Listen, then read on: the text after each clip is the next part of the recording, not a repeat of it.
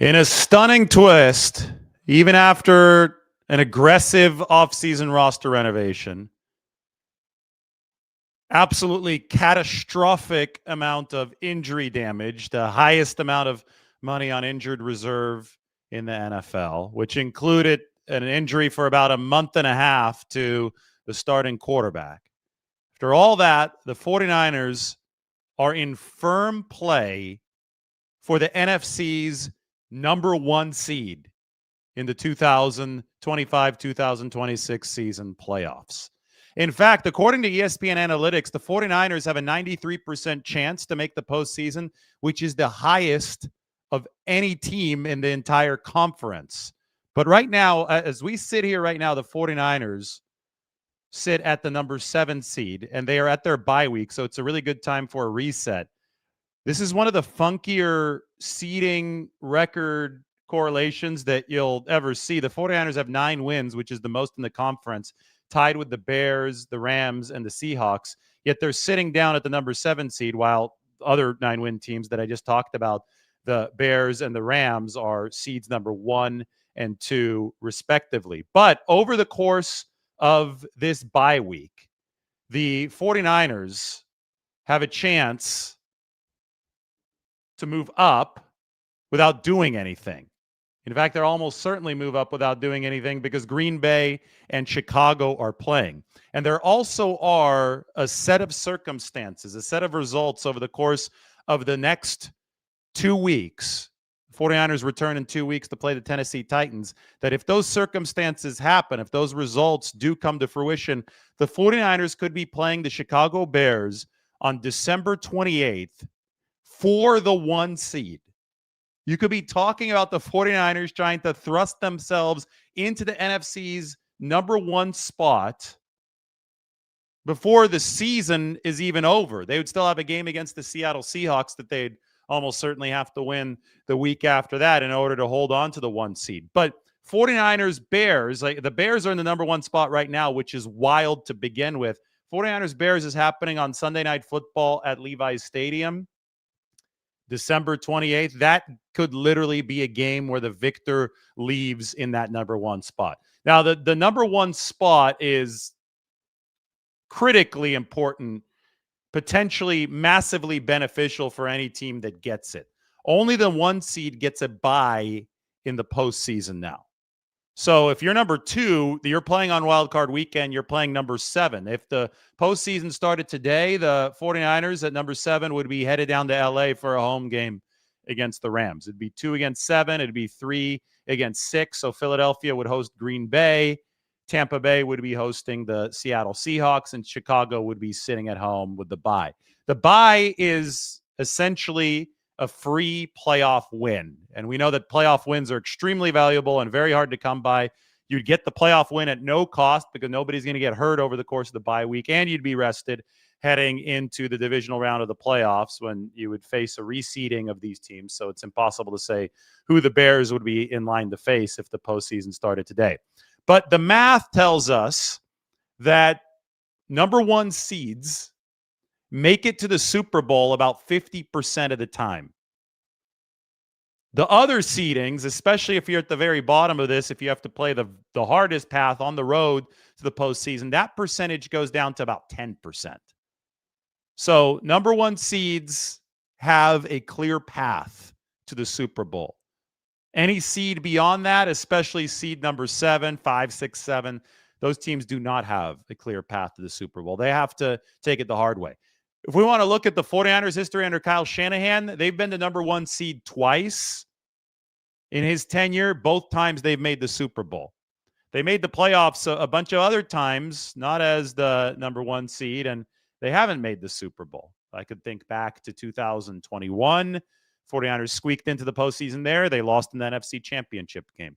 2022, what were they? The number 2 seed? They weren't the number 1 seed in 22 because they had to go to Philadelphia for the NFC title game. They didn't make it to the Super Bowl.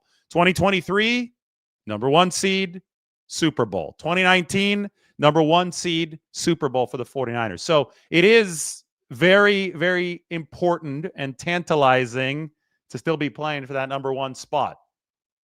You either have to go into the postseason, and the 49ers are very likely to do that and win a tough game in the wild card round because there's so much parity in this league, or you can try to get that playoff win now over the course of the final month plus of the regular season. And if you win out, if you're the 49ers and you win out, well, you've got a very, very good chance at this. They have 4 more games. Winning out would put them at 13-4. I'm not saying that that's likely, although some of the analytics models have the 49ers winning 3 out of their last 4 games.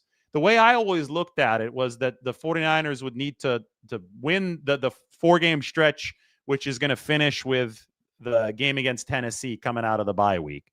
I thought that was important to the 49ers sweep, and they're about to sweep it. They're 12.5-point favorites against the Tennessee Titans.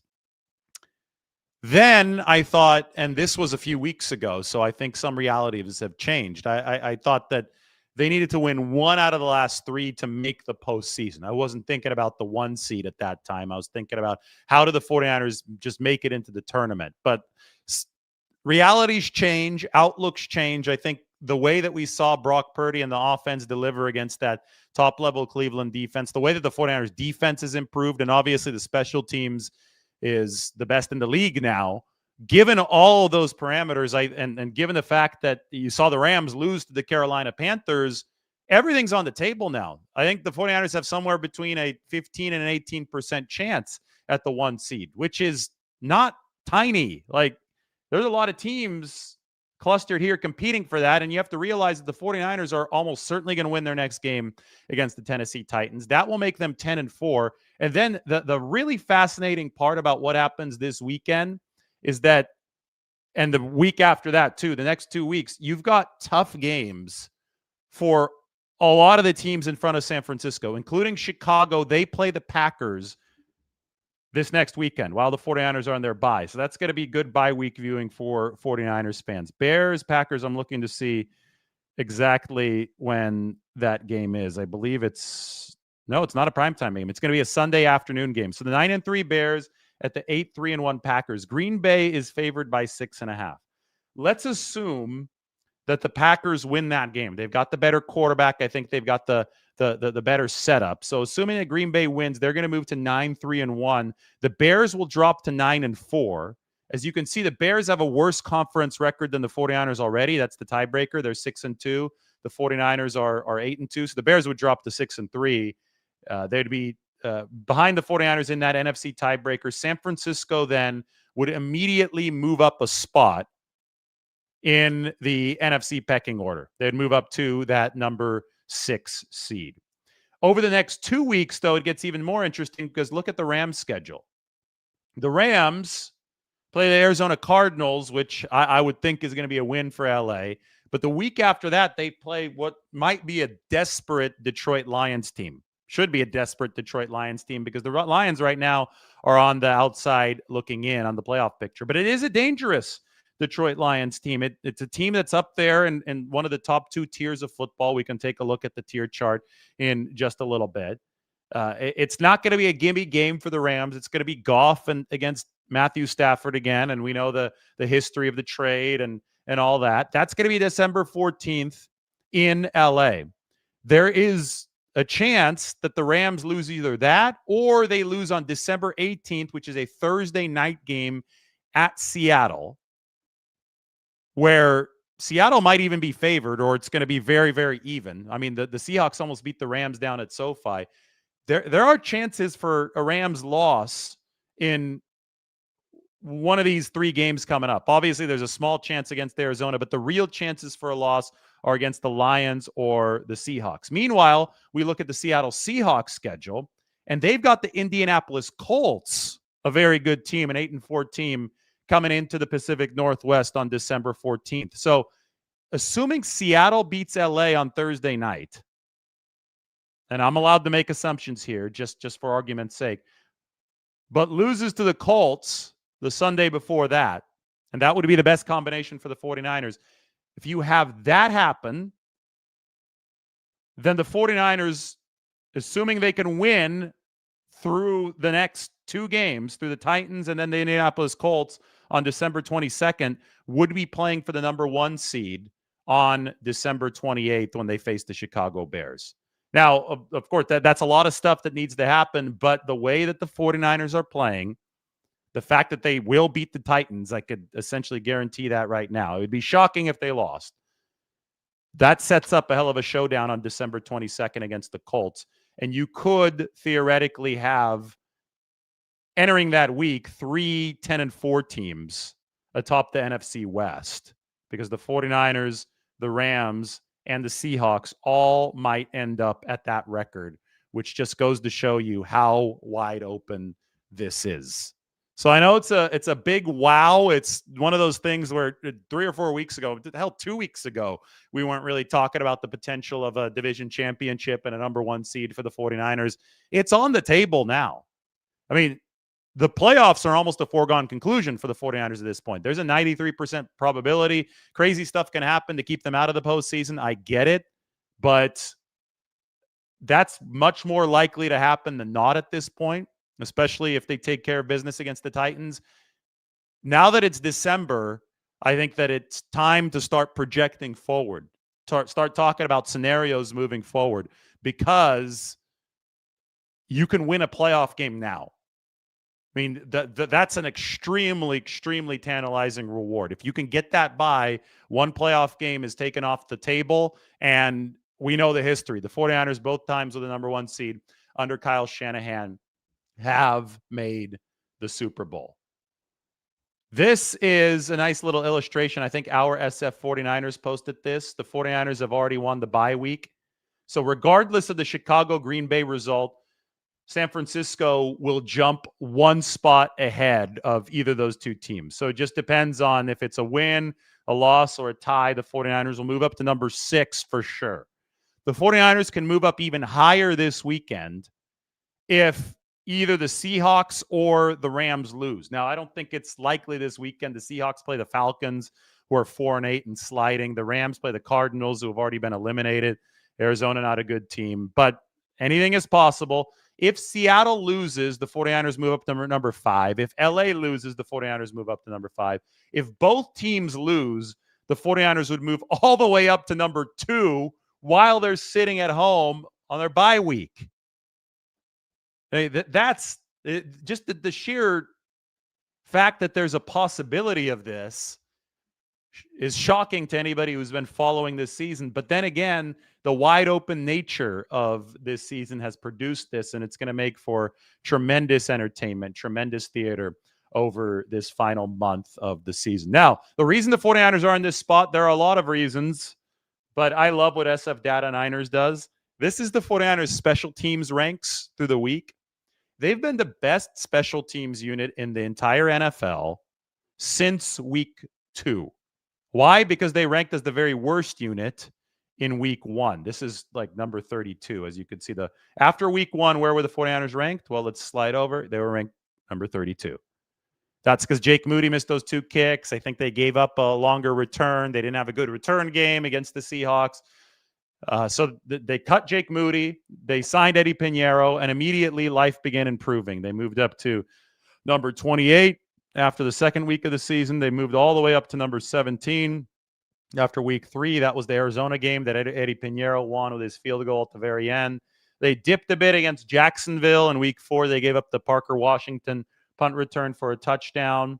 But then they started climbing, steadily climbing, up to what? Number 20, up to number 11, up to number 10, up to number 4, up to number 2. And over the past 3 weeks, the 49ers have been at number 2, steadily closing in on number 1, the Seattle Seahawks.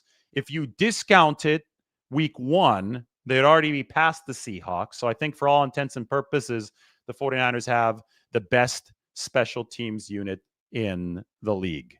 And that, to me, we talk about massive twists. We talk about just things that we didn't expect coming into this season. And right now, things we didn't expect 2 weeks ago, the whole number 1 seed discussion, the whole special teams worst to first story, I think is the most jaw-dropping turnaround in the entire NFL this year. We saw it encapsulated in Cleveland. Every single thing that the Browns screwed up, like returner catching the kick and stepping out of bounds a split second later, the muffed punt, the poor coverage on the Sky Moore punt return. I mean, it was a great return. It was great blocking, but they still allowed the lane. All those things, that's stuff that the 49ers special teams used to commit. Like, those are bad things that used to happen to the 49ers. They ranked number 32. They were dead last in 2024. So they're right here right now. The 49ers were all the way down here where the Saints are. The poor Saints. Look, they've been the worst special teams unit in the entire league since week 5, and they also held it in week 3. They moved up to number 31. Tampa Bay and the Saints, not good special teams units, right? But the 49ers are now all the way up at the top. The path to this has gone through the hiring of Brant Boyer to be their special teams coordinator. He had many good units for many years with the New York Jets, but it's not just Brant Boyer. He brought in Colt Anderson, who used to be the Titans special teams coordinator. So a former head special teams coordinator is now an assistant. So they've got 2 head honchos essentially in charge of special teams. They're putting a lot of coaching resources into that. And, somebody like Ronald Blair, he's an assistant special teams coach. You may remember Ronnie Blair as a defensive lineman whom Robert Saleh loved during Robert Saleh 1.0 with the 49ers. Ronnie Blair is now on the 49ers staff, and he's doing a hell of a job as one of the special teams assistants. So they've got a coaching staff that is so dedicated to getting that phase of the game right now. And the front office spent money on specialists this offseason. That's where they figured they could get some of their most bang for their buck, and they have. Siran Neal, hell of a gunner for the 49ers. Luke Gifford played for Colt Anderson in Tennessee, and he's been a tremendous addition to the 49ers special teams unit.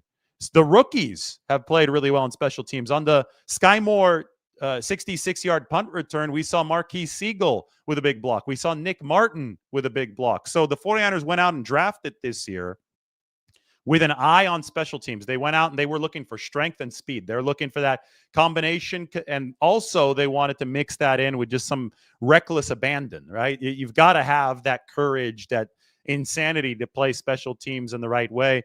They got that through the rookies. They got that through some of the signings. And then, of course, they got it through a trade for Sky Moore. And at the time of the trade, and Brian Robinson Jr., too. I mean, they traded for both of those guys fairly close together. Both of those guys have upped the 49ers return game. But especially at the time of the Sky Moore trade, the 49ers got a lot of heat for whatever reason in the media and on social media that somehow trading for Sky Moore didn't make any sense, that the guy wasn't successful in Kansas City. And it was like, they are not trading for a wide receiver 1 or a wide receiver 2. At the time, my main point was that the 49ers were trading for a gadget weapon at wide receiver and a returner. And they've gotten both of those plus more, because he's turned into an absolutely stud punt and kickoff returner. And they did it at the cost of a 6th and 7th round pick swap. There's this mentality, and I think it's because people don't really know football and they're just kind of sitting off on the sidelines, and maybe they're playing a lot of fantasy football. They're playing a lot of Madden. They think that you have to trade a lot for a player for that player to be a good contributor. They think that, if you just trade a 7th round pick, or if you swap 6th and 7th round picks for a player, he must not be any good. This just must be a kind of a garbage pickup. That couldn't be further for the truth. The 49ers throughout the Lynch Shanahan tenure have made their livings off of lower round draft capital. I mean, it goes all the way back to 2017 when they picked George Kittle with a 5th rounder. But they've also made trades with lower round capital that have paid off in massive, massive ways. I think back to Charles Omenihu, who's a 6th round pick in 2021.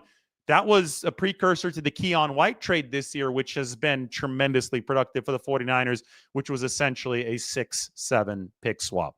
I think about all the moves the 49ers made this year. Well, Brian Robinson Jr. was a 6, right? I think it was a 6. It was a lower pick. I think it was a 6. And obviously Sky Moore was a 6-7 pick swap. Those are all trades that have yielded starter level productivity for the 49ers at a tiny cost. So it completely disproves the mentality that you need to spend a lot. You need to make some kind of massive splash, or at least a splash with a third-round pick like the Eagles did for Jalen Phillips. It disproves the mentality that you need to spend that kind of capital to get results. If you have a system in place, and the 49ers now have a special teams monster in place with Brant Boyer, Colt Anderson, Ronnie Blair, those guys leading the charge as coaches. If you have a system in place, you can take talent at an efficient cost, a relatively inexpensive cost, plug it in, and that talent will sing. Sky Moore's talent is that he's fearless. He hits the hole extremely hard. Every single time, and I've said this for years, and I think George Kittle just said it the other day, going into a game, like you have to be ready to undergo a few car accidents. That's how it feels on an NFL player's body. You're going through several small car accidents a game. You're just there banging, right? I mean, it's high speed, big athletes, violent collisions. So to play something like punt return, kick return, where you're picking up a full head of steam and then you're running up against other guys who have picked up a full head of steam, there are going to be some bruises. There's going to be some pain. And in order to do that job, you have to just turn off your amygdala. You have to turn off fear, and you have to say, you know what? Screw it. I'm playing football right now, and that's what football is about. It is not a sport for the weak. It is not a sport for the cowardly. And it's not hard. It's not easy to find human beings capable of doing that. That's why the NFL is such a special league to watch.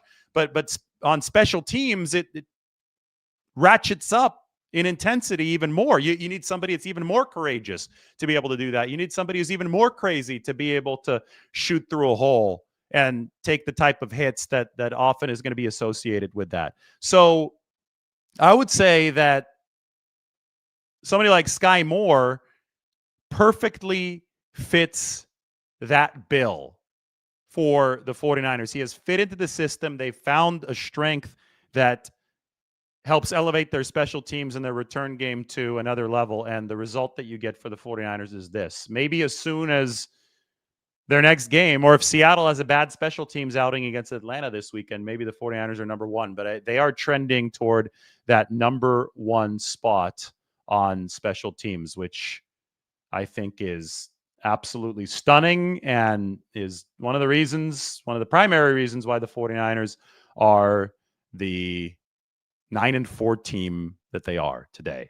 Despite the fact that they've had all these injuries, they've actually added on average 6.5 expected points per game on special teams. That is staggering. They've added over last year's performance. So they are a touchdown better as a football team than 2024 just because of special teams, which is crazy. We're going to take a second to hear from one of our sponsors on this show. Here to tell you about the peace of mind you can get through Clover, an app that allows for up to $400 of cash advance without a credit check and without late fees. There's the interface, a nice, clean app. As you can see, up to $400. You're probably wondering how they make their money through partnerships with outside brands that they promote within the app. You can either wait a few days to receive your cash advance or pay a small fee for it to be deposited instantly. Unlike other apps, there's no monthly membership fee required to get an advance. So if something pops up and you need a little extra cash in your pocket, maybe for some gifts this holiday season, make sure to give Clover a try. Short on cash? Access up to $400 with no credit check or late fees. Click on the link so that they know I sent you. Not all users will qualify. Advances range from $25 to $400. The average advance is $160. Express transfer fees may apply. Thanks to Clover for sponsoring the show. Now back to talking about how the 49ers are 9-4 and in contention for the 1 seed. A lot of good data coming out after every single game. But now it's a good time to really sit back and just collect and analyze what the 49ers are. I'm working on some advanced analytics check-in stuff for the San Francisco Standard that's going to be out a little bit later this week. You can take a look at explosive play rates here for the 49ers. This is where there is still meat left on the bone. And San Francisco, I think, is going to chew off that meat very rapidly because of the talent that they have back on offense. Explosive play rates. You want to be in the upper right. The y-axis, the vertical axis is defense. So you want to be further up on defense. That means you've given up less explosive plays.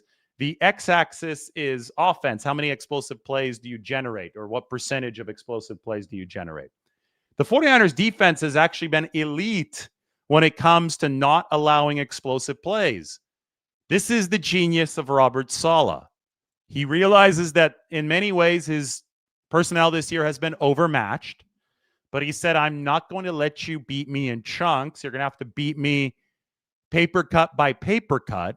And when that happens, he maximizes his chances of takeaways, and the 49ers against the past three opponents have actually generated a lot of takeaways. They generated 2 interceptions each in games against the Arizona Cardinals, and then the week after that against the Carolina Panthers. And even though they didn't have an interception or a fumble recovery against the Cleveland Browns on defense, the 49ers did stop Cleveland 3 times on 4th down, and that essentially works as a takeaway. And you only have a chance to stop opponents on 4th down if you don't give up explosive plays at a high rate, because you force teams to get into those 4th down situations that could be turnover opportunities. So Saleh has built a defense that has generally kept opposing offenses in front of it, minimized explosive plays. That's great. It's put the 49ers logo right here, fairly high up on this graph. However, the 49ers would be much better off if their logo would move to the right thanks to their offense. Right now, the 49ers explosive play rate on offense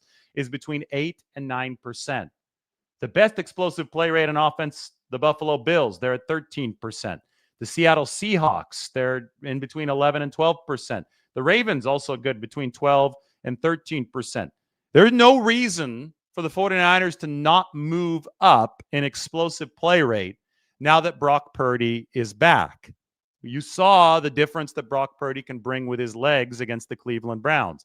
Obviously, the Cleveland Browns defense is really good, so that wasn't exactly the game, especially given the wind conditions, to expect the 49ers to completely surge in terms of explosive plays. But moving forward against the Tennessee Titans, who give up a lot of defensive explosives, moving forward against the Indianapolis Colts, a team that's relatively average defensively, the Chicago Bears, a team that is bad defensively. These next 3 games for the 49ers should see their explosive play rate significantly improve. And again, the main variable for the explosive rate to improve offensively lies in the 49ers offense, and it lies in Brock Purdy.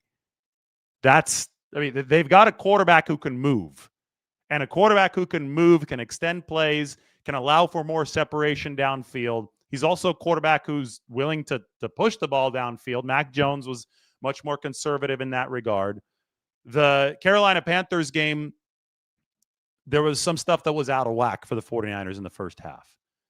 The Panthers were also a defense that, at least in that game, they played the 49ers in a way that they didn't want to give up explosives. I'm looking for the Panthers on this chart. They're about average in terms of explosives allowed. They're right under the Texans logo, which is the same as a very good Houston Texans defense, arguably the best defense in the NFL. But the way that the Panthers played the 49ers is that they allowed everything in front of them. Purdy was 22 of 24 on throws 15 yards or shorter downfield, but they obviously preyed on anything that was further than 15 yards.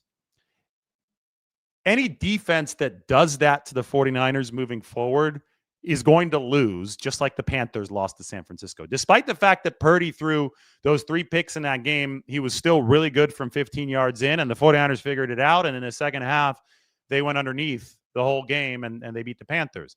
The Browns then tried to take away the underneath stuff against the 49ers, and I've showed you the charts. They weren't inefficient. The 49ers weren't efficient on shorter throws. So Purdy bought time and went to the intermediate level, went deep, even in the wind, and beat the Browns that way.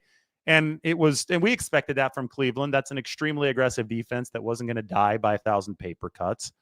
But it just showed that if you try to take away the short stuff in the 49ers, they will punish you with some of the longer stuff. How defenses play them moving forward will be interesting. It'll obviously be a mix, I think, of different strategies because you can't stick with one thing the whole game. But Purdy has already shown that he could beat the various different levels of aggressiveness from opposing defenses. That's why he's the top ranked quarterback in terms of efficiency in the entire NFL ever since joining the league in 2022.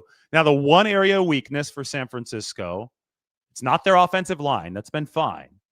It's the receiver position where they did expect to have Brandon Ayuk, at least last year when they signed Brandon Ayuk, the plans, the big long-term future plans for the 49ers involved having Ayuk at that X position, or at least a star caliber player at that X position. Ricky Pearsall picked up some level of that slack early in the season, but he hasn't been nearly as productive since coming off of the knee injury. The offense right now is running, I think, a little too heavily through George Kittle and Christian McCaffrey, and then whoever's the star receiver of the week. Last week it was Juwan Jennings. He had the winning touchdown. I do think that the 49ers need a more prolific space-creating presence outside. That's why there's been so much talk about Brandon Ayuk and whatever the issue is for him not being able to contribute to the 49ers. We won't get into that in this video, but we can do another video later. I did a whole hour yesterday talking about that. But that is one area where the 49ers are a little lower on firepower than they would like to be. That top-level wide receiver position. Maybe they go after Justin Jefferson this offseason. Maybe things get crazy this offseason. I think that's almost a given since Brandon Ayuk, it looks increasingly likely, has played his last snap in a 49ers uniform. But they have to make do with what's in the building now. And the good news for the 49ers is that they have exactly the right quarterback to do it. If there's a QB in this league who can make more out of less, who can work outside of his system, it is Brock Purdy. He leads the league in pressure to sack ratio by a mile. And that is the one stat that I think best indicates, okay, what quarterback has the ability to create outside the structure, allow for separation to happen downfield. I mean, think about it. Last year, Brock Purdy had the number 6 or number 7 QBR in the whole league, despite the fact that the 49ers ranked dead last in separation. This year, they're up to number 23 or number 24 in wide receiver separation, but it's still below average, and Brock Purdy is still lighting the world on fire. I mean, he's still a top 7 efficiency guy, despite the fact that not everything has been aligned and he's had turf toe. But now he looks healthy. Now we definitely know that escapability is there at play. There was a throw to Ricky Pearsall that was just barely batted away in the end zone. That it was very close to being either like the Ayuk play that Ayuk dropped against the Seahawks in the 2022 season playoffs, or like the Kittle touchdown in 2024 against Tampa Bay, where Brock Purdy scrambled to his left, flipped his hips, and fired the ball downfield. A lot of escape happened on that play. And if you watched all 22 of the play, it was an absolute dime. It would have hit Pearsall right in the hands, 2 feet in bounds, back corner of the end zone. Unfortunately, it wasn't open enough to work, and a safety came over and knocked it away for the Browns. But either way, Purdy is making magic out of absolutely nothing many times for the 49ers. And that is exactly the type of talent that that any team would need, given a wide receiver situation that is less than ideal for San Francisco right now. Now, you also benefit from having Christian McCaffrey, who's posting another historic season, who hasn't lost a step, and George Kittle at non-wide receiver positions, but delivering wide receiver type of production. McCaffrey has over 800 receiving yards on the year. He's on track for 1,000, become the first player in NFL history to do it twice. And George Kittle is an absolute force. So instead, you run the offense more through those two guys instead of through an Ayuk, through a wide receiver position. But it still means that your spacing is going to be compromised. So not having Purdy for a lot of this season is one of the main reasons why the 49ers are below average in offensive explosive rate, but also not having that wide receiver position. And we're looking at Brandon Ayuk for that. Not having that wide receiver position where the 49ers need it to be has been another reason why they're on the left side of this vertical dividing line. Purdy back will help them move to the right, but boy, would it be nice to have Brandon Ayuk, even at 75% of Brandon Ayuk. Obviously, that is not looking likely for the 49ers at this time. We've got Christian McCaffrey's stat right here from Mike. He sent this to me. Yards from scrimmage this year. Christian McCaffrey at the very top. Bijan Robinson at number 2. Let's get this up on the screen. Look at this. This helps with some perspective. McCaffrey with 1,655 yards from scrimmage to lead the entire league. You've got a bunch of running backs after that, all the way until Jackson Smith-Njigba of the Seattle Seahawks. He's a receiver at number 7. But these running backs, the guys at the top, and we're going to get to see Jonathan Taylor on December 22nd in Indianapolis having a fantastic season as well. But these running backs can all catch. But Christian McCaffrey is the leader when it comes to that. Over 800 receiving yards. The 49ers, early in the year when they were not explosive at all with Mac Jones as quarterback, it was Jones to McCaffrey, Jones to McCaffrey, Jones to McCaffrey underneath security blanket. But when your security blanket, when your check down guy is a superstar who can turn those check downs into first downs, it's not just a give up play, a 4-yard gain on 3rd and 6. It's a 7-yard gain on 3rd and 6 because of what he can do after he catches the ball, or just because of how he gets open running the route. When that's the case, you have a element to your offense that nobody else has. And that's why the 49ers and Brock Purdy right now, they're playing this balance, right? They need to push the ball downfield more, given the fact that a lot of teams are taking some of these checkdowns. But then they need to recognize when teams are playing a defense that's designed to take the intermediate to deep stuff away. And that's exactly when McCaffrey needs to get the football. And Purdy was fantastic in delineating between those two in Cleveland. I mean, there were plays where they took a blitz on the first drive of the game, or the second drive. It was after the Sky Moore punt return. It was in the red zone. It was 3rd and 8. There was a blitz coming in from the middle linebacker. The mic was coming in hot. That vacated the middle of the field, and Purdy recognized, okay, this is when I go to McCaffrey. Got to get rid of the football. Even if it's falling away off my back foot, McCaffrey, angle route, boom, first down, set up the McCaffrey touchdown. There are other situations where it's very necessary to not go to McCaffrey, where it's necessary to truly drive that ball downfield. And we saw many of those against Cleveland, and Purdy made the right decision delineating between those two schools of thought every single time he dropped back the pass. That's why we say that it was a flawless game. So riding that line is going to be what determines success or failure of this 49ers offense moving forward. I believe they're going to ride that line to great effectiveness.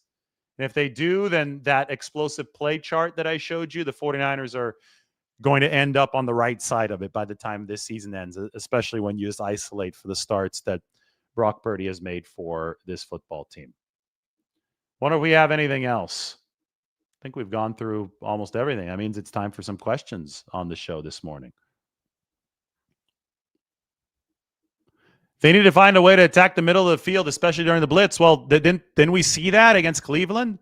Like I said, that play that I'm talking about, the Christian McCaffrey, that was off of a blitz, the 3rd and 8. Normally, when the blitz is coming from you go to wherever the blitz is coming from.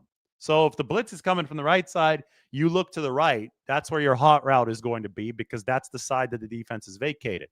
That blitz came from the mic against Cleveland. Angle route, the right read was Christian McCaffrey. They went 10 of 16 on 3rd downs against the Browns. That's really impressive. So they've definitely figured something out at a high level to be able to produce the way that they did against Cleveland. Oh, do we have a mic'd up clip here? This might be good.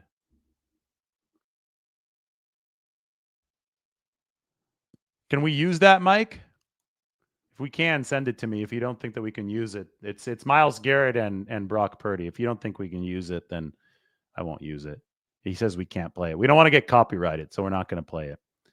ESPN Analytics predicts the 49ers to win 3 of their last 4 regular season games. I told you guys this at the start of the show. I might as well show you the actual graphics of percentage, since we're talking about a potential 1 seed for San Francisco. We got the screenshot right here. So this is based on the advanced numbers. You could see the 49ers have, according to ESPN Analytics, an 83.3% chance to beat the Titans. You might think that's low, but it is the NFL. They're professionals too.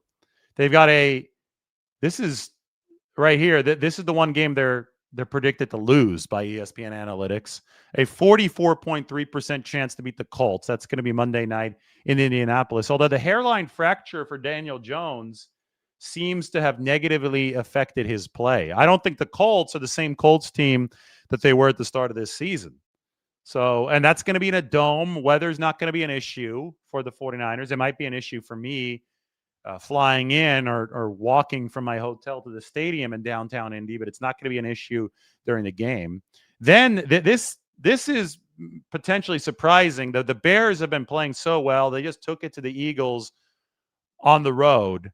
But the 49ers have a 64.4% chance to beat the Chicago Bears on December 28th. Then they've got a 54% chance to beat the Seahawks based on the analytics. So the Bears game, this is fascinating to me because they're so good despite the fact that Caleb Williams isn't good. Caleb Williams' own coach said that we are winning in spite of our passing game, not because of it. I've never heard a coach say that his quarterback sucks in that way, but that's exactly what Ben Johnson said. Ben Johnson said we are winning in spite of our passing game, not because of it. And Caleb Williams has the lowest completion percentage in the league, yet the Bears currently hold the number 1 seed. They're playing extremely opportunistic defense.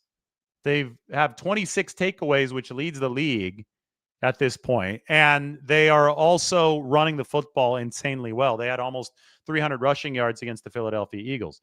But look at where they are. They're where the Buffalo Bills are down here. They have all these explosive runs, but they're giving up a ton of explosive defensive plays. Like over 12% of defensive snaps are turning into explosive plays against the Bears.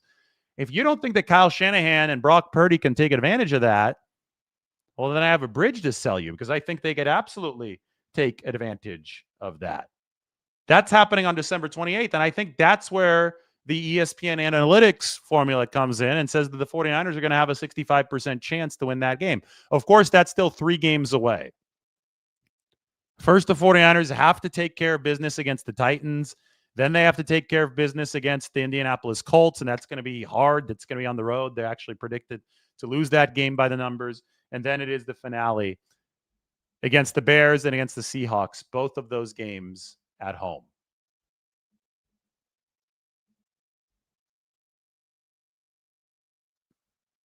Sauce Gardner is also hurt, Mike points out. Yeah, the Colts are one of those teams that started off so hot. And bless Pat McAfee, great guy. He's a big Colts guy, obviously. He punted for them. But he said, I think he said it on Twitter after they beat the Titans really bad. He was like, oh, the Colts are going to the Super Bowl. This is awesome. I'm like, Pat, it's the Titans. It's the Titans, and it was what, week 8, week 9? It was like midway through the season. There was no way that you could take that result against the worst team in football and say that this was evidence that the Colts were going to go to the Super Bowl. You're still dealing with Daniel Jones at quarterback, who hadn't done it at this level before. You still have to prove consistency. You still have to prove that you could, A, make it to the playoffs with a decent seed, and then B, win in the playoffs regardless of what your seed is. The Colts aren't even in first place in their own division anymore.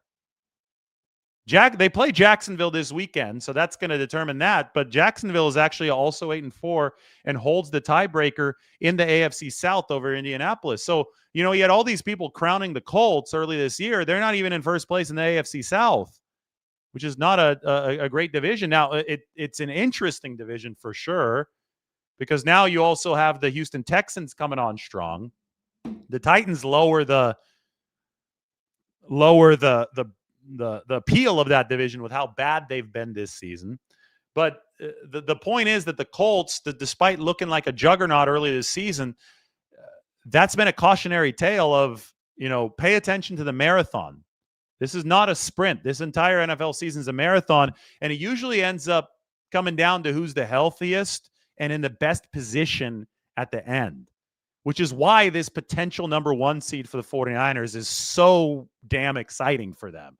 Because despite the fact that they lost Bosa and they lost Warner and they had the Purdy injury issues and the Kittle injury issues at the start of the season, the fact that they have a chance to not only get into the playoffs, that's a very high chance, but the fact that they have a chance for favorable seeding in the postseason means that they can combine an easier path to the Super Bowl with relative health. I know they want to have Bosa and Warner back, but the offense can be a juggernaut for San Francisco. They can combine special teams too. We talked 10 minutes about special teams today.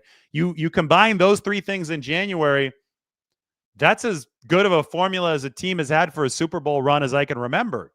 Like especially in this league where nothing is ever going to be perfect entering January. Like this is a salary capped league now. This is not a pre-salary cap era where the 49ers and the Cowboys would be the Super Bowl every single season because they were the 2 most loaded teams and they'd play the NFC Championship game and the winner of that would win the Super Bowl, and none of the other playoff games were compelling at all because you knew that it was all coming down to 49ers Cowboys. It is not that anymore. It is now something that looks more like, let's go to the standings here on NFL GSIS. It is now something that looks more like this. On the AFC side, wide open, but not as wide open as on the NFC side, where Chicago's the 1 seed at 9-3 and the 49ers are the 7 seed at 9-4. Amazing, amazing stuff.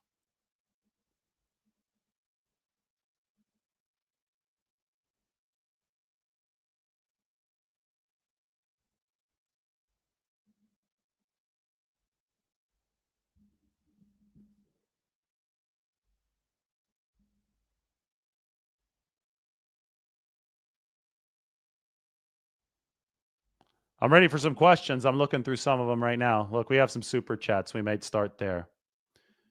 Thank you, Andy. Appreciate that. 2, 3, and 4 get home playoff games, correct? So 2, 3, and 4 get wild card home playoff games. 1 gets a bye, and then 1 is obviously going to get a home playoff game in the second round against the lowest seeded winner from the first round. Will Junior Bergen ever get a chance to see the field? Well, hopefully not. And that's nothing against Junior Bergen, but that would only happen if Sky Moore gets hurt. So I'm not cheering for anybody to get hurt. Junior Bergen is a developmental guy on the practice squad for the return spot. Sky Moore is the 49ers starter. Sky Moore is a stud. And let's hope he doesn't get hurt because you never cheer for injuries in this league.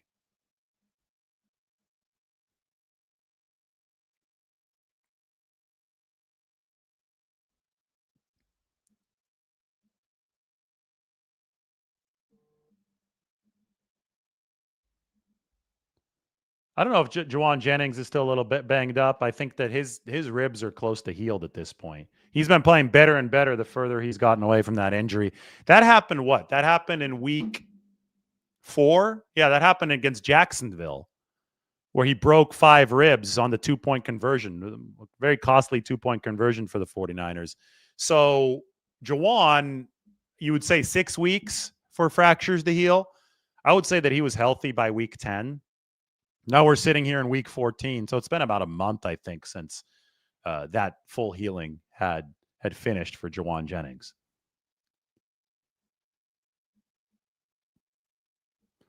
As you could see, I'm not in Japan.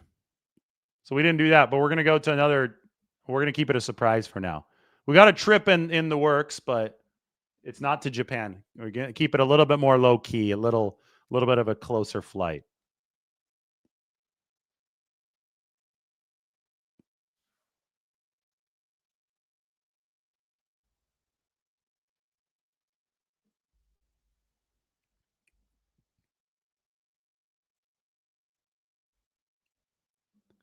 Raymond says, be honest. Should the 49ers just let Brandon Aiyuk go? I believe they should. What's your opinion? Well, the Aiyuk situation, if he refuses to play, refuses to participate, even if he gets cleared, which sounds like that's the case right now, obviously he's not long for the team. Like the 49ers and every NFL team that signs a big contract builds protections into the contract in case something like to dissuade something like this from happening. So you say, okay, we can void your money. We can take back money if you refuse to play. But if that player still decides not to play, even if you've enforced all of these protections in the contract, well, then, yeah, at that point, you just have to throw your hands up and say, go somewhere else. There still does seem to be a slight chance that Brandon Aiyuk is tradable moving forward, but he would have to work with them to modify his contract for a potential trade partner if that were to happen. So maybe the last bit of hope that the 49ers are hanging on to here, maybe there's incentive to not take away all of Brandon Aiyuk's 2025 money if you can get him to work with you on a contract modification that would make him tradable somewhere so you can get draft capital in return. Because you can't just trade away the contract as is because nobody's going to want to take on that contract. It's got a $25 million option bonus that kicks in on September 1st. Nobody's going to want to take that on if he doesn't play and doesn't show that he's worth $25 million for 2026. So if you are to trade him, the other team is going to have assurances that they can modify the dude's contract so that it fits their system. So it's something fair. And so Aiyuk would have to play ball with the 49ers and with a prospective new team for some draft capital to come back the 49ers' way. If this thing is so far gone that the 49ers can't even communicate with Aiyuk enough to help set up a trade to somewhere that he might want to go, then yeah, a release is going to be the only path forward for San Francisco. And a release, the mechanism of that would have to be a post-June 1st designation, and that way the 49ers could save salary cap space in 2025. The fact that they voided Brandon Aiyuk's guarantees successfully puts the 49ers in much better position than they'd been in before they did that. It looked like they were going to be stuck on this for another season, for 2026, even if Brandon Aiyuk wasn't available. But maybe he's trying to force his way out. I don't think it's a very smart process of forcing his way out. I think he's burning a lot of money as he does it, but maybe this is just Brandon Aiyuk trying to burn everything around him and get to Washington. I don't know. Either way, the guarantees were voided. He was okay with it, and that allows the 49ers to move on after this season. I think if he doesn't have a reversal here, and if he doesn't play, if he doesn't show up for the 49ers, as appears increasingly likely, the only question is, do the 49ers cut him, or are they able to work with him to create a trade that brings some draft capital to them in return?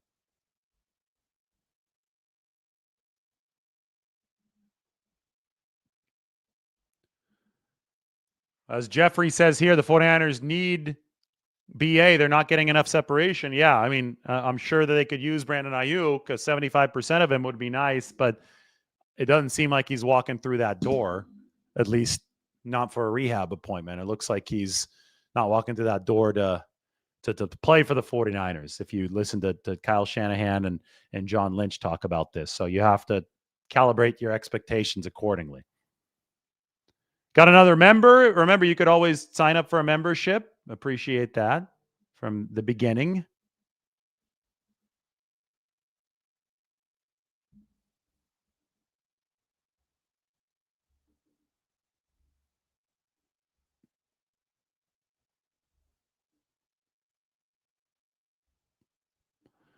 No, the 49ers should not just cut their losses and release him already. That would be the dumbest course of action for the 49ers, because you can't release him with a post-June 1st designation yet. Like this season hasn't ended. You can't do that until after the year. So if you released him now, you would be on the hook for all of the prorated payments, all of the dead money that has been pushed into the future would flood your books now. You need to stiff arm that money past June 1st of 2026 to open up 2025 salary cap room. So sure, if you wanted to completely hamstring everything that you're doing financially, then yeah, release Brandon Ayuk now. But if you want to actually have financial flexibility moving forward and open up salary cap space, then you're going to have to wait. You don't just release him because you're emotional about the situation.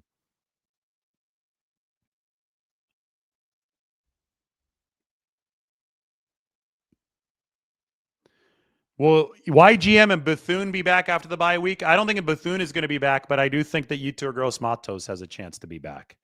And remember that Eric Kendricks has a chance to be in uniform. And Eric Kendricks, this team with Eric Kendricks and with Yetur Gross-Matos and with Clelin Ferrell now, Kendricks and Ferrell, two guys who started with on the practice squad for the 49ers. This could be significant steps up for this San Francisco defense. Kendricks was an all-pro at linebacker. Still had 138 tackles last year. Definitely not a guy that should be slept on for the 49ers, at least to help this team. Another new member. Thank you. Welcome. I think you could join now via the app as well. I think you can for sure on desktop, but you can also go to the app and click on join to become a member of the channel. Different tiers of membership as well. I think Pearsall will make an increasingly big mark over the end of the season. I think that he's such a rhythm receiver. He had a great training camp, and he had such a hot start to the season. He was firmly in rhythm with Brock and company. I think that rhythm was obviously disrupted by the long absence of both him and Brock, and I think that he's slowly but surely going to work his way back into the mix. I mean, he didn't catch anything important against Carolina, but he had an important catch against Cleveland. But we haven't seen the prolific level of production that we did yet over the first 3 to 4 weeks of the season. But I do expect some of that to return as he develops and redevelops a rhythm with Brock Purdy in the offense. Thanks, Joe. Joe's a member. Appreciate him. Just because a guy has speed doesn't mean that he's a deep threat. There's way, the question here is why aren't the 49ers using Watkins as a deep threat? Because he has that 4.3 speed. That is not all that is required for success within an offense and a receiver, or just to be a deep threat. You can't just have somebody clear everybody out sprinting downfield. Cornerbacks are too fast for that. You have to have some sort of route running nuance. You have to have knowledge of what's going on. You're not going to run the same play every single time the guy's out there. Defenses would key in on that really quick. You've got to be up to par blocking. There are so many different variables. I can't even sit here and list them all right now because it would take too long. But there's so many different variables that come with being a good receiver, especially in Kyle Shanahan's offense, that it's not as simple as plugging a 4.3 guy and saying, hey, that guy's going to stretch the defense. Everybody in the NFL is fast. They may not all be 4.3 fast, but everybody can move. And Watkins is starting to button down on some of the nuances, but typically it takes a whole year, a whole rookie year for a guy to be that well-versed in Kyle Shanahan's offense. I mean, Pearsall took a massive jump from year 1 to year 2, and he's a fast guy. He's a 4.4 guy. But he wasn't who he is now back in year 1. That's what made Brandon Ayuk so special for the 49ers is that, yeah, he was a big year 1 contributor, but it took a while for Brandon Ayuk to work into the rhythm that the 49ers needed him to be at, to become the blocker that they needed him to be, so they could maintain that ambidextrous dual threat approach to their offense. So hopefully that answers your question. All right, guys, I've gone almost an hour. I don't like going over an hour. 49ers, maybe they're going to be the 1 seed. Who knows? It's possible for San Francisco. Let's watch with bated breath this week. We know that the 49ers, over their bye, will at least move up from number 7 to number 6. There's a chance they move all the way up to number 2 this week, and then there's also a chance they are playing the Bears on December 28th for the 1 seed. That is absolutely unbelievable. But believe it, because it's true. We'll talk to you soon.